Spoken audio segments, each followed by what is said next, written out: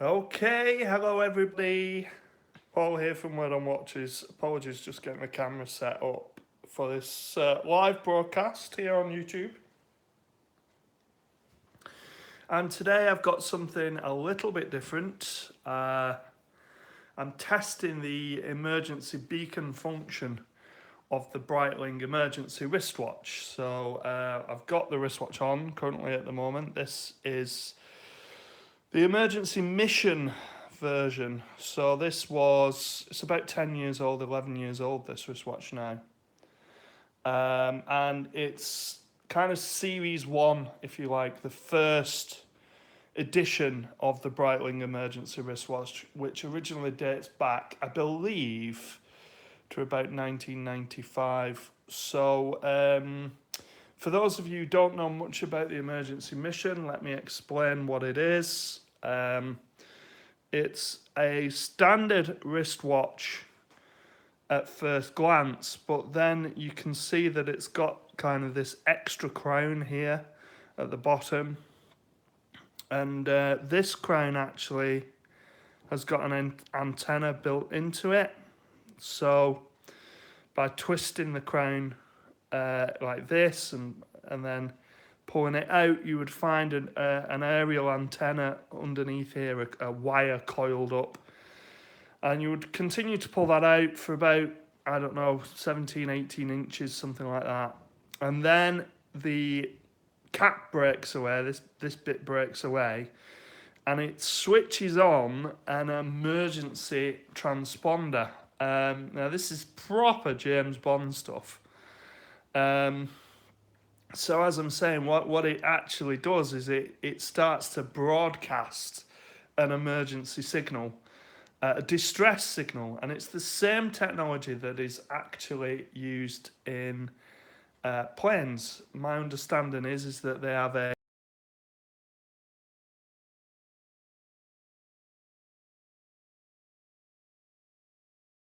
locator beacon, but it is called some kind of location technology. It allows you to home in on where the distress signal is coming from.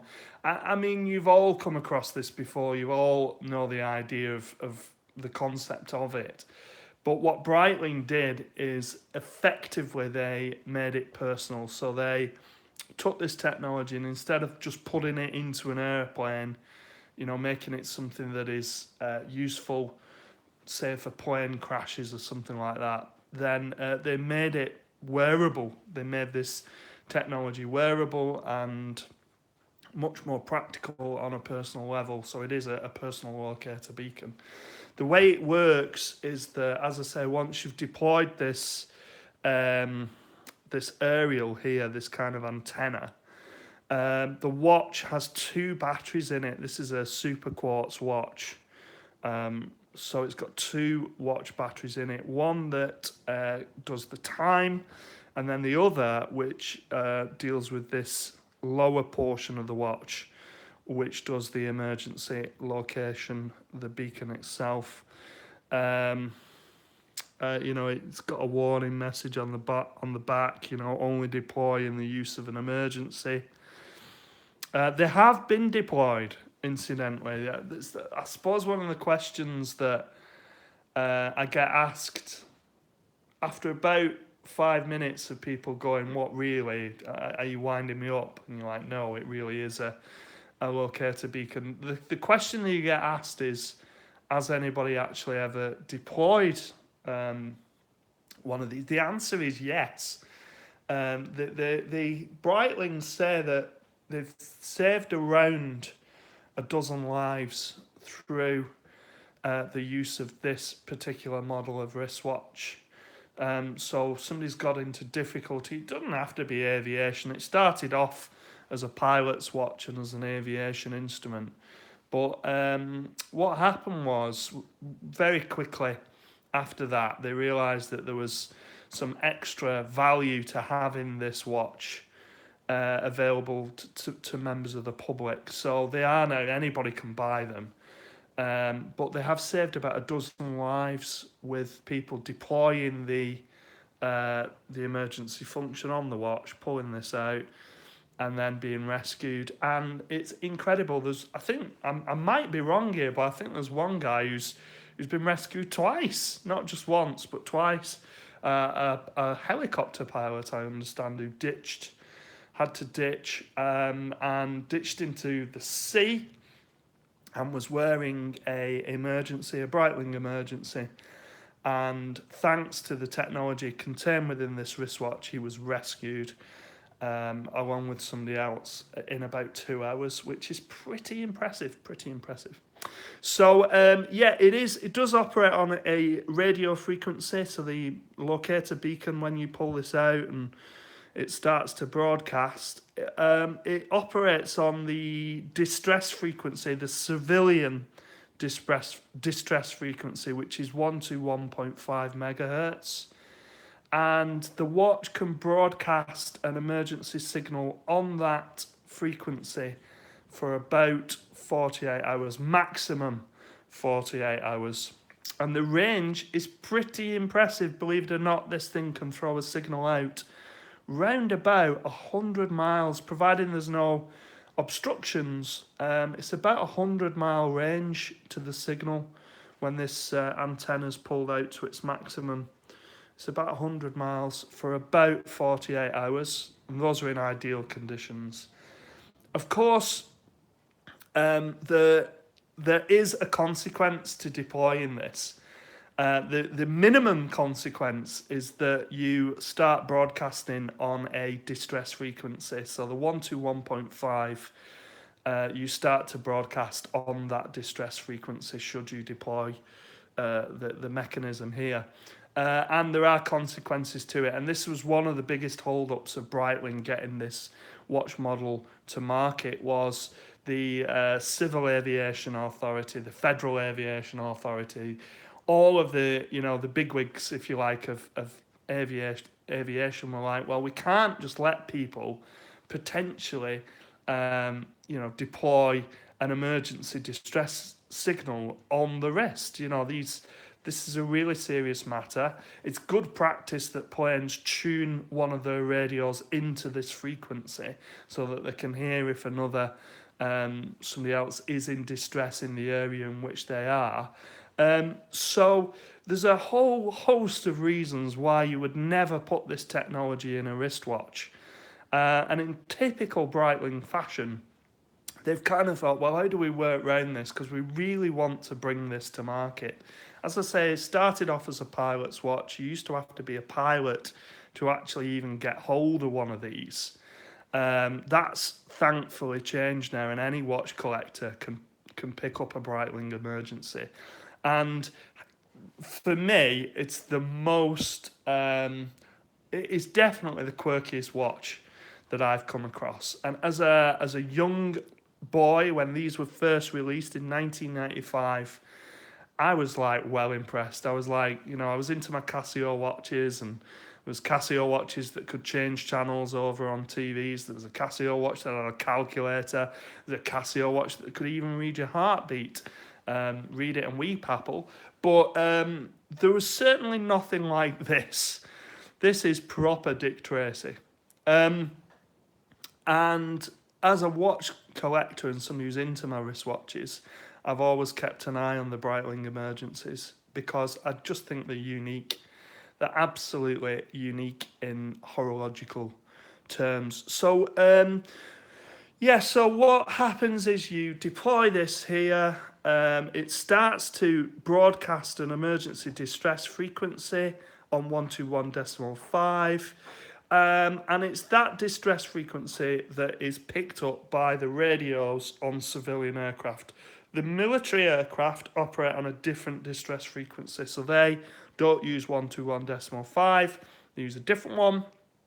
And as I said right at the start of this live YouTube broadcast, there's actually another version of this watch now. This is version 1. This is technology 1, if you like, and we're now up to technology 2. Technology 2 of this watch transmits on 2 frequencies. It transmits on 121.5, and I think it's something like 405 or 406 megahertz as well. Now, the 406 megahertz, what that does is it sends a signal to a satellite, and there's a series of satellites that monitor that signal. So not only does the second version of this watch start broadcasting on an emergency distress frequency, but it actually also raises the alarm for you. Now that is absolutely mind-blowing. This one doesn't. It only sends the distress frequency. It won't raise the alarm. So you have to rely on the fact that somebody's going to be monitoring that frequency to pick up the beacon signal here. We've a question's come in. I'm going to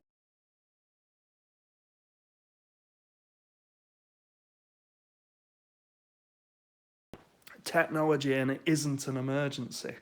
Well, that's a great question, and one which is probably the third question that I get asked when I'm wearing this watch and I'm out and about. What happens if you did it now? You know, you're in the pub, beer garden at the pub. What happens if we deploy this? Well, the answer is in the short term and in the urban areas, probably not a lot would happen, in that it's very unlikely that people will be monitoring the 121.5 frequency.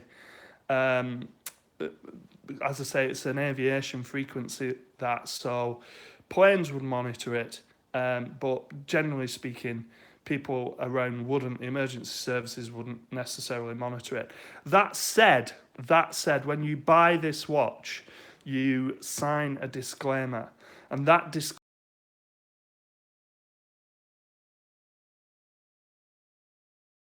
it's not a life-threatening emergency, then you are liable for any costs that are incurred. So, people in some cases have been rescued by helicopter if they're out to sea or in remote areas. Obviously, a helicopter is going to be sent out in the first instance. So what you're effectively saying is, I'll bear the brunt of that cost. So if you deploy this, then you've got to be prepared to stand by the reason for which you've deployed it. You can't just deploy it and kind of off you go. Now, what else is quite interesting is Breitling have actually built in a function which kind of puts you off doing that anyway. And what they've done, they've made it so that when you deploy this technology, it's a single-use deploy, so you can't screw it back and put it back inside. It's a single-use technology, this. And you'll see there's like a plastic seal around the... you'll see there's a plastic seal at the bottom of the antenna deployment there. And once that seal's broken, then when you send this watch for a service, Breitling know that it's been tampered with. Oh, hey, Bob. Bob from Brisbane. How we doing? Good to see you, mate. Breitling know that this has been tampered with. And what happens is, as I say, once this technology is deployed, it's single use. Breitling have purposefully made it that way. What they say is, listen, you deploy this, you need to deploy it. That's fine. Your watch is not going to be up to much after you've deployed it. Therefore, if it's been an essential deployment, then we'll give you a new watch. Very kind of Breitling. Not only will they help in your immediate rescue, but that they will then replace your wristwatch. How cool is that? So I think we're pretty much ready for where we need to be for my live broadcast to continue. Now, I hope I've actually covered most of the things here. Yeah, it is fantastic that Breitling operate on that level. What I would say as well is I've met with Breitling a couple of times and chatted with them, and it's hard for me to put this into words, but one thing that I like about the Breitling brand is I like that they are the risk takers. So when you're making a wristwatch in this day and age, you make a pilot's watch, you don't need to put this technology in it. Just, make it look like it's something related to aviation, and you're fine. You've got a pilot's watch. But Breitling are risk takers. They've said, no, we want to create this. We want to make this available, and we want it to genuinely be something which, is a valuable kind of piece of equipment, and that's exactly what they've done. And that's why I said this is one of the reasons why I'm a big Breitling fan. Is a lot of their watches have this same technology in it. Not technology, sorry, let me say that again. Breitling have the ethos behind a lot of the models, has got this same ethos as if they want to put an emergency transmitter in, they're gonna do it. And I like that. That is a risk-taking company, if you like. But yeah, Breitling will indeed swap the watch out for you if you deploy it in the case of an emergency and it is duly used. So I would look. I'm just going through some of the comments here that's just coming up on the stream as well. The Breitling GMTs look fantastic. I was looking at them just this morning, believe it or not, because I'd love a GMT watch. And obviously people instantly look at the Rolexes. They look at the Rolex GMT Master 2s and things like that. There's lots and lots of choice out there. Breitling do some really, really nice GMT versions as well. So check those out.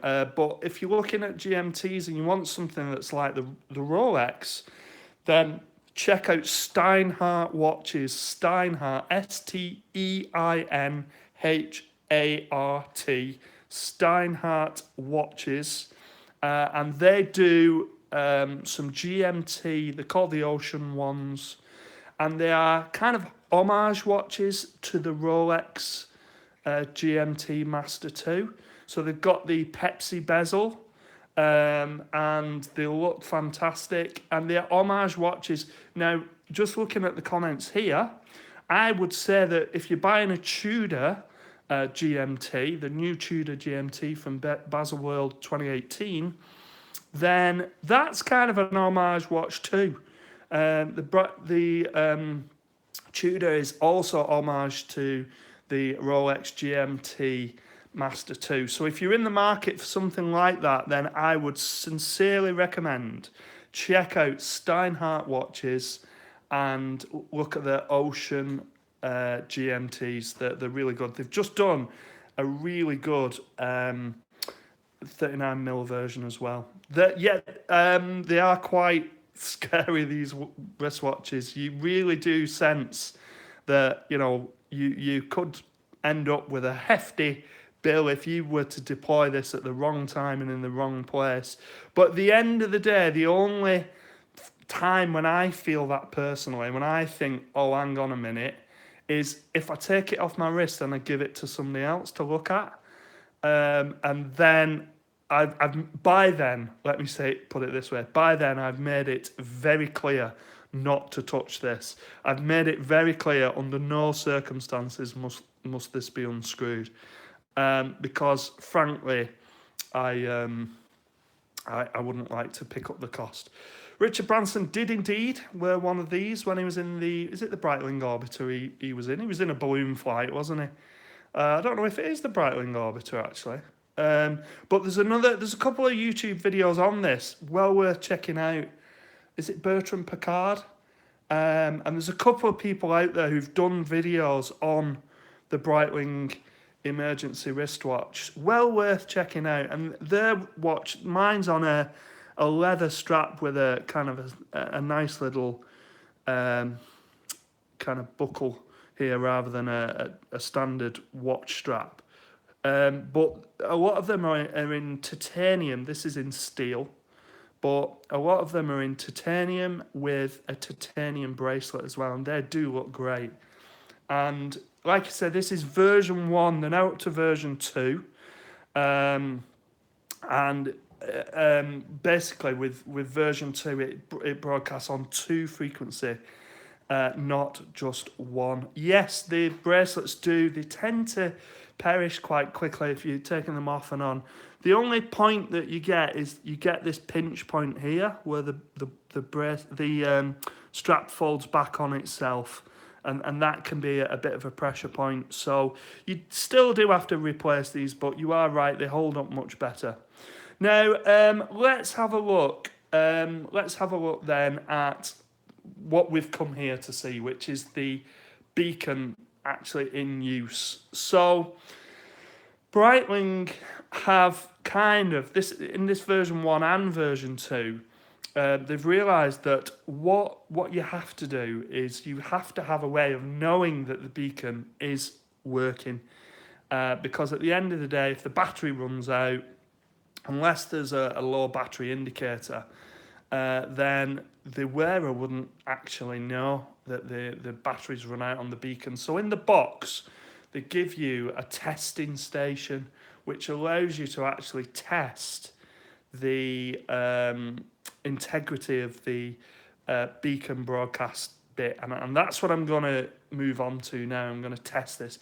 You don't want to test this too often because the battery's got a finite left. It's got a finite resource, so the more you test it, the less it would actually work if you ever needed it in the wild. But it does have one in the box, and I'm going to take you through that and show you that now. So Breitling, never one for understating anything. You get it in this really nice kind of flight case and everything, and inside you obviously get a bigger box. Love this warning for aeronautical use only. Look at that. You get all your paperwork behind there, your COSC certificate and everything like that. And then this is the testing station here. And what this allows you to do is it allows you to double check that the watch itself is still functioning. The transmitter is still transmitting, that if you were to deploy this here, that it would still be sending a signal out, hopefully for you to be rescued. So the way it does it, you'll see here, there's like a pin. It's a bit hard. The autofocus isn't picking this up great, but there's a raised dimple on this part here. And on the back of the watch, there's a test button just here. And the dimple pushes in the button. And then through this case back, the signal, because the antenna isn't deployed, the signal can be picked up at very short range. So basically, at that kind of range, it will pick up. It will register. You will be able to see, in effect, what it would be like to unscrew the cap and deploy the personal locator beacon. So, like I say, you don't want to test this too much because you definitely don't want to be running short of power when you're out and about in the field. But I'm going to test it now.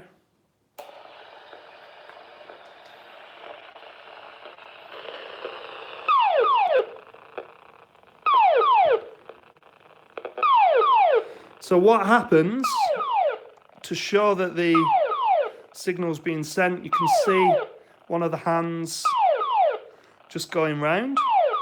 And then once every minute,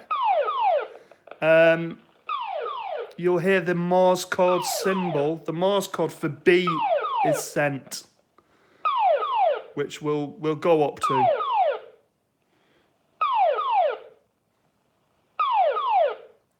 So it does this for 2 days. It would send that signal out.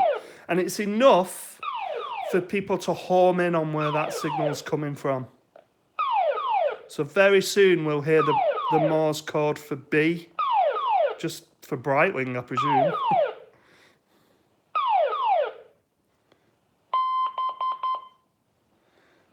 And then it starts again. So you get the idea there. That is the tester station. That's how it works. And as I say, a very short frequency. Um, now that's a good question. I'll come to that in a second. So, yeah, a very short frequency just through the case back, very short range, sorry. The test station is able to monitor that frequency, and it just picks it up a centimetre or two away from. What's interesting is if you've got one of the things where you can monitor the air frequencies, the radio, like the air scanners, then if you press that in with a small screwdriver and put the air scanner next to it, then it still works. So you hear the same signal but through the air scanner. But as soon as you move the two apart to any significant distance, then it loses. So it really does depend on this antenna being fully deployed to get the signal out there. Yeah, good question. You're testing the battery, you run it out, are Breitling going to replace it? Of course they are, for a cost. Yeah, so that would come under your service. So if you're looking at this watch being serviced, the two batteries being swapped out, one for the watch mechanism and the separate battery for the antenna and the PLB, they'll replace those for you. The new version of this, the version 2, that's quite interesting. The new version has got a port on the side where you actually charge the watch yourself. So it comes with it's almost like a MacBook kind of connector, for the want of a better thing. It's better than that, but it looks like a helium escapement valve. And you clip it on magnetic, click, and it recharges the PLB function. You get the tester the same, but rather than having to swap the battery out, you can recharge it. So that is the second version, the Breitling Emergency 2, and that is considerably more expensive than the Breitling Emergency 1. The Breitling Emergency 1 is discontinued, can't buy this watch anymore, so you're always going to be picking one up second hand if you're buying one. The Emergency 2 is still on sale.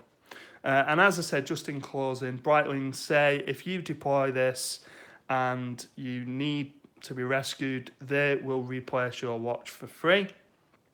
And as I'm aware, they've been deployed and life-saving devices in about a dozen cases, about a dozen times. People's lives have been saved by this. And it was somebody interesting who said something really interesting. They said, do you remember the guy got trapped under the rock and he had to cut his own arm off in order to free himself? There was a film made about it as well. Well, they said, given the choice, would they rather have a penknife or a Breitling emergency wristwatch? And it does make you wonder, would they cut his arm off anyway? Maybe they would. Maybe the emergency services would have had to cut his arm off. Or maybe they could have moved his arm without him having to cut it off. Who knows? But there we go. It broadcasts for about 2 hours, for about 100 miles range, up to about, I think it's about 22,000 feet as well. There's a ceiling limit to the thing. You get a DVD with it, so you can watch a little video. There's a DVD in the pack, and it tells you all about the emergency broadcast function of the watch. So there we go. It's tested for another year anyway. It's good, and it's good to know that if I go shopping and I get lost, then I can do the coolest party trick in the world if I really wanted to. Of course, you wouldn't, but I'm not a pilot, so I'm not going to ever actually need this. I'm purely a collector. I'm purely somebody who looks for these watches on the value of the timepiece that they are. And these are unique, pretty unique in watch collecting circles anyway. And yeah, you could wear it on hiking trips. That would be fine. You probably find that on a lot of hiking trips, your mobile phone might still work. But if for whatever reason you are hiking and there's no mobile phone signal, then this would do the trick. The one thing to say, if you got an emergency 1, not an emergency 2, the emergency 1, this one here, does not raise the alarm for you. It just broadcasts that tone on that frequency. So what you would have to do, is you'd have to say to somebody, I'm going for a walk out wherever in the hills, in the mountains, in the desert, wherever you're going. And you would have to say, if I'm not back by the end of the day, then you know there's a problem. And I am wearing my Breitling Emergency. So if you said that to somebody back at home, or somebody knew that you had this wristwatch on, when they phone the emergency services to say, listen, he's not back and he should be, and he's told me he's wearing an emergency a Breitling Emergency wristwatch, then the authorities would know to scan this frequency. So this watch is still just as useful today as it was back when it was first introduced. Don't underestimate the version 1s. The version 1 is as good as the version 2s. The Breitling guarantee is pretty standard for these wristwatches in that it's a year or two, but Breitling still support this watch. It is a quartz watch, it's super quartz, so it's thermocompensated quartz, very accurate, and it's still kind of, if you like, one of the recognised Breitling watches, so that there's still support for this watch out there should you need it. As I say, for me, it's built like a tank. It's fantastic looking. It's even got a kind of Rattrapant style kind of stopwatch in that it's got 2 seconds hands. I don't know if you can see there. So the first one's off on its merry way, and that denotes seconds, obviously. And the other one denotes your first 60 minutes. So the seconds hand that's under that one can... let's see. Yes, yeah, it would work fine. So if you get it serviced, get it checked out, the watch would work fine. Service interval for a watch like this is quite short because it's a quartz, so you might be looking at 4 years, something like that, for a service of these watches. Breitling pretty much just change the batteries out, maybe change the hands if the hands are looking a bit tired.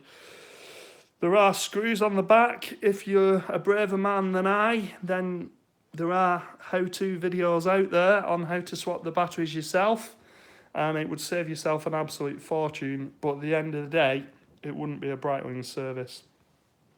Yeah, I think it does have to go back to the service centres. Probably not in Switzerland. It would go to a local service centre, so... I don't know where the service centre is. I think it's near Maidenhead in the UK where I am. I think it is. Not sure. Might have said that. Might be wrong.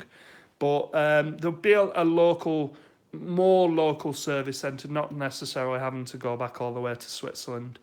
If there's a problem with the watch and it's not just a straightforward service, then yeah, you might have to send it back further.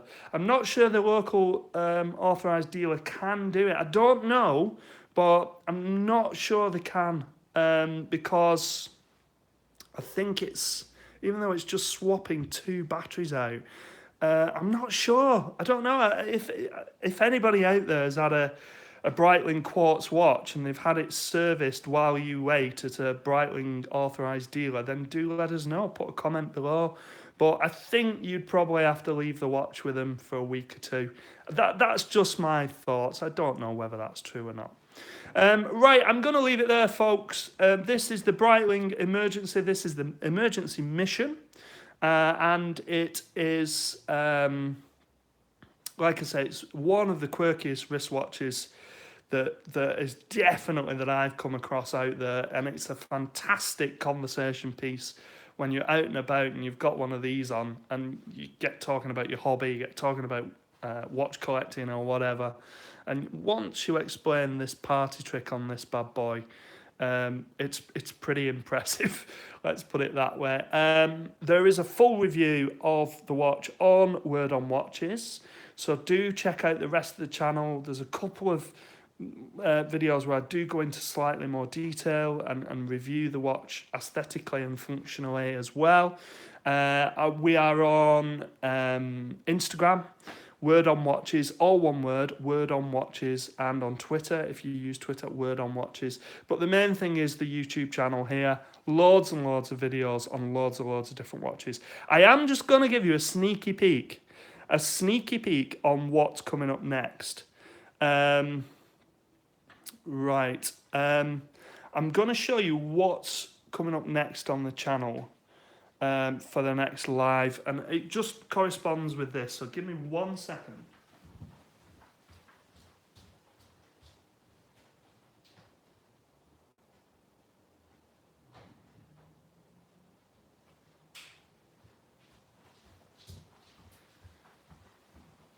Apologies, I didn't have this to hand and I should have. But this is the Breitling B50 cockpit.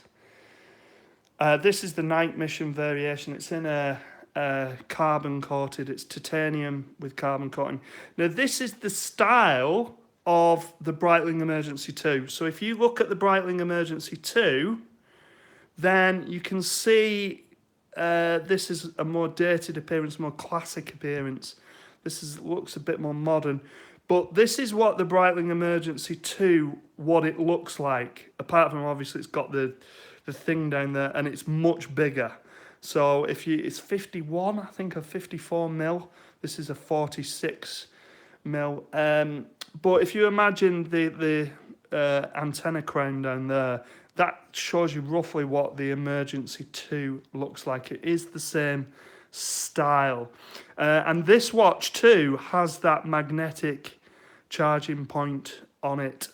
So this watch has a lithium polymer battery in it, which is good for about 4 months, 5 months. I'll go into more detail as to why that is, because obviously this watch is incredibly power hungry compared to a normal quartz watch. But it's got lots of features and things that it can do that other watches can't. But I'm going to go into a bit more detail on that watch in the next YouTube live video. Please, if you don't mind, check out some of the other videos. Subscribe to the YouTube channel. Give me a couple of likes. I can see you've very kindly done that already. I really do appreciate it, because this is what funds kind of some of these watches, if that makes any sense. This is a channel that I put adverts on and things like that. So it is a hobby of mine. It is an expensive hobby. But what can I say? You know, if you've got a hobby, why not start a YouTube channel yourself? Because at the end of the day, the more views, the more people interacting, then it just does help me out in such a big way, and I'm appreciative for it as well. The channel's been going officially only for about a year or so, and I'm up to just over 2,000 subscribers now. So I cannot thank you enough if you subscribe and you tune in, like I know a few of you do. Thanks very much to Bob for being here again, and for Guido as well. I really appreciate the support that people such as yourselves give to this channel. And I'm looking to do more. I'm off to see Breitling in a couple of days. I'm looking to get some exclusive content for you. I'm looking to get hands-on with the latest models of Breitling watches, and share it on the channel. There's a really interesting video about, I went on a flight with Breitling a couple of months ago. Check that out. It was on a vintage Douglas Dakota DC3 plane as part of a world tour that Breitling were doing, and just phenomenal. So I cannot thank Breitling enough for the kind of support and enthusiasm that they also lend to me with the channel. I don't get paid to do this.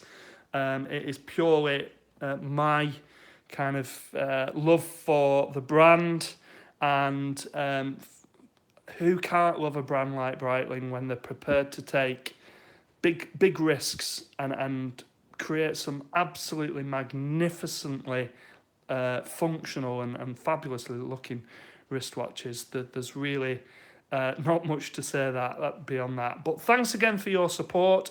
It is appreciated. I wish you all the very best, whatever watches you're wearing. I hope you're wearing them in good health. And I'll see you again soon.